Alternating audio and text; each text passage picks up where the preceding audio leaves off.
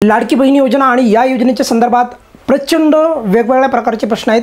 कुणाला OTP send होत नाही, तर कुणाला आधार नंबर तुमचा यादीमध्ये समाविष्ट नाही अशा प्रकारचा मेसेज प्राप्त होतो आहे ज्यावेळेस ई-KYC करायला जातात त्यावेळेस। पण हे असं कशामुळे होत आहे आणि यामुळे प्रचंड लाडक्या बहिणींच्या मनामध्ये गोंधळ पण निर्माण होत आहे की नेमकं हे कशामुळे होत आहे।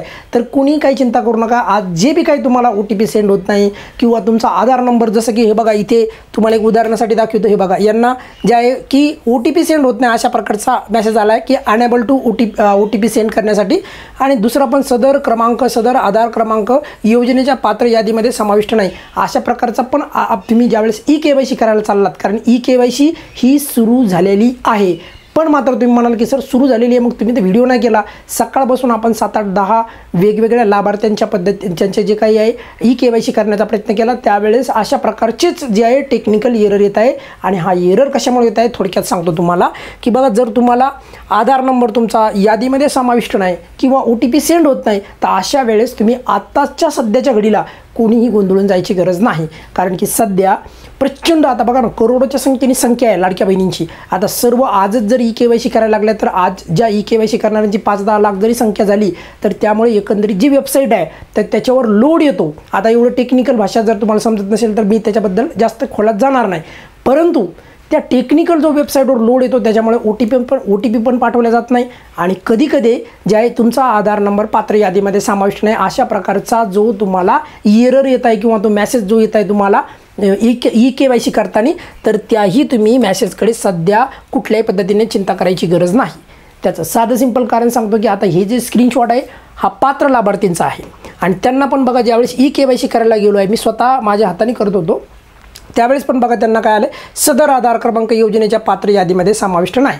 पण आता हकीकत अशी आहे की यांना ऑगस्टचा आत्ताचा 14वा हप्ता पण प्राप्त झालेला आहे। म्हणजे ह्या पात्र लाभार्थी आहेत, यांना पहिल्यापासून हप्ते आलेले आहेत, तरी देखील यांना जे अशा प्रकारचा मेसेज आला। मग कशामुळे आला, तर वेबसाईटचा हा प्रॉब्लेम आहे, यांचा कुठल्याही पद्धतीची अडचण किंवा त्यांचा प्रॉब्लेम तो नाही, हा वेबसाईटचा प्रॉब्लेम आहे। मग हा प्रॉब्लेम कधी सॉल्व्ह होईल, तर नक्कीच हा येणाऱ्या काही दिवसामध्ये जे आहे हा सॉल्व्ह होईल। म्हणजे 1-2 दिवसामध्ये हा सॉल्व्ह होऊन जाईल आणि परत जे आहे लाभार्थ्यांची ई-KYC सुरू होईल। आज काही लाभार्थ्यांची ई-KYC झाली पण असेल बघा, काही लाभार्थ्यांची ई-KYC झाली पण असेल आणि येणाऱ्या टायमामध्ये म्हणजे 2 महिन्याचा कालावधी दिलेला आहे ई-KYC करण्यासाठी। एकदा मी तुम्हाला राज्याच्या महिला बालविकास मंत्री यांनी ट्विट पण फेसबुक पोस्ट केली होती बघा, आणि त्यात त्यांनी सांगितलं आहे की बघा ई-KYC सुविधा जी आहे, ही जी ई-KYCची सुविधा आहे, त्यांनी सांगितलेलं आहे की आजपासून पुढील 2 महिन्याच्या आत ई-KYC करायची आहे सर्वांना।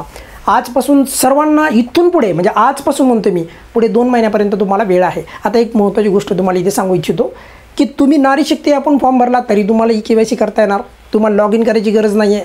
दुसरा मुद्दा, तुमच्यापैकी बरेचशा अशा लाडक्या बहिणी आहेत त्या म्हणतात की सर कोणत्या नंबरला OTP येणार, जो नंबर तुमच्या आधार कार्डला लिंक आहे असं स्पष्टपणे GR मध्ये मेन्शन आहे बघा, OTPच्या फ्लो चार्टमध्ये तसं मेन्शन आहे। त्यामुळे चिंता करू नका, आधार नंबरला जो लिंक मोबाईल नंबर आहे त्याला तो OTP जातो। पण सध्या आज जर करायला गेला तर तुम्हाला परत तिथेच जे आहे आपण येणार, ते म्हणजे हेच तुमच्या सोबत घडू शकतं आणि मॅक्झिमम वेळेस हेच घडतं आहे बघा वेगवेगळ्या लाभार्थ्यांच्या बाबतीत की तुम्ही काय करता, ई-KYCच्या पेजवर आल्याच्या नंतर तुम्ही इथे तुम्हाला आधार नंबर टाकता, त्यानंतर इथे कॅप्चा टाकता। हा कॅप्चा जो असतो तो पूर्ण भरायचा आहे, स्मॉल कॅपिटलचे जेवढे इथे भरायचे आहे। त्यानंतर कसं होतं माहिती आहे का की ज्यावेळेस कॅप्चा भरता आणि तुम्ही सेंड OTP या पर्यायावर इथे बघा, इथे जे आहे तुम्हाला मी सहमत आहे इथे तुम्हाला टिक करायची आहे आणि त्यानंतर सेंड OTP जे आहे OTP पाठवा यावर क्लिक करायचं आहे। पण जसं तुम्ही याच्यावर क्लिक करता ना, तर तुम्हाला अनेबल टू सेंड OTP अशा प्रकारचा मेसेज येतो आणि त्यामुळे लाडक्या बहिणींना वाटतं की मला असं का होत आहे, माझी ई-KYC होणार नाही का, मला अपात्र केले जाणार का, तर असं काही नाही आहे। त्यामुळे काही चिंता करू नका, लगेचच हा प्रॉब्लेम सॉल्व्ह होईल पुढील काही 1-2 दिवसामध्ये। त्यामुळे कोणीही चिंता करू नका, 2 महिने आपल्याकडे आहेत, त्यामुळे कोणीही काही चिंता करायची गरज नाही। सप्टेंबरचा हप्ता किंवा आपला इमिडिएटली हप्ता ई-KYCमुळे थांबवलं जाईल वगैरे असं काही नाही, 2 महिन्याचा कालखंड आपल्याकडे आहे। त्यामुळे कोणी चिंता करू नका, हा सर्व्हरचा प्रॉब्लेम आहे, मी परत सांगितलं काय बनवता आला नाही, पण त्यावर मी लवकरच तुम्हाला व्हिडिओ उपलब्ध करून देईल। या व्यतिरिक्त पण काही अडचण असेल तर व्हिडिओच्या खाली कमेंट्समध्ये नक्की विचारा। धन्यवाद।